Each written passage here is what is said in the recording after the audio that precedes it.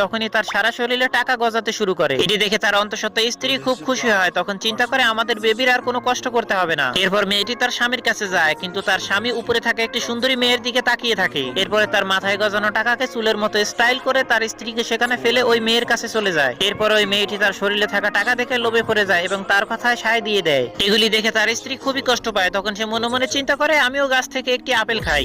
যখনই সে আপেল ছিঁড়তে যাবে তখনই তার স্বামী এসে তাকে বাধা দেয়, বলে এই আপেল তুমি খেতে পারবে না, এই সমস্ত আপেল আমি খাবো। এই বলে সে আপেল খাওয়া শুরু করে আর তার সারা শরীরে আরো টাকা গজাতে শুরু করে। তখন তার স্ত্রীকে বলে এই সন্তান নিয়ে আমার সামনে থেকে চলে যাও। এই বলে তার উপরে খাওয়া আপেলটিকে ছুঁড়ে মারে। এরপর আপেল গাছটি তুলে নিয়ে সে সেখান থেকে চলে যায়। এরপরে তার স্ত্রী তার স্বামীর খাওয়া আপেলটি নিয়েই সেখান থেকে চলে যায়। কিছুদিন পর ওই আপেলের কারণে তার স্বামীর এত টাকা হয় যে সে একটি স্বর্ণের প্রাসাদ গড়ে ফেলে এবং ওই মেয়েটিকেও সে বিয়ে করে ফেলে। একদিন তার দ্বিতীয় স্ত্রীকে সে একটি কিস করতে যায়। তখন তার স্ত্রী তাকে বলে আমাকে এই ডায়মন্ডের আংটিটি আগে কিনে দাও। তখন সে ডায়মন্ডের আংটির ছবি দেখে তার মাথা থেকে একটি টাকা ছিঁড়ে তার দ্বিতীয় স্ত্রীকে দেয়। তখন তার দ্বিতীয় স্ত্রী বলে এই টাকায় কিছুই হবে না, তোমার শরীরের সমস্ত টাকা তুমি আমাকে দাও, নইলে আমাকে স্পর্শ করতে পারবে না তুমি। তার স্ত্রীর কথা শুনে সে চিন্তায় পড়ে যায়। এরপর কোনো উপায় না পেয়ে তার সারা শরীরে টাকা ছিঁড়ে তার স্ত্রীর হাতে তুলে দেয়। তার স্ত্রী টাকা পেয়ে তাকে রেখে সেখান থেকে চলে যায়। বন্ধুরা, এরপর কি হলো দেখার আগে চলো তোমাদেরকে একটি ম্যাজিক শিখাই। প্রথমে ভিডিওর উপরে একটি লাইক করো, তারপর চ্যানেলটি সাবস্ক্রাইব করো, এরপর রিমিক্স অপশনে ক্লিক করো, ইউজ দি সাউন্ডের উপর চেপে ধরো, দেখো ম্যাজিক।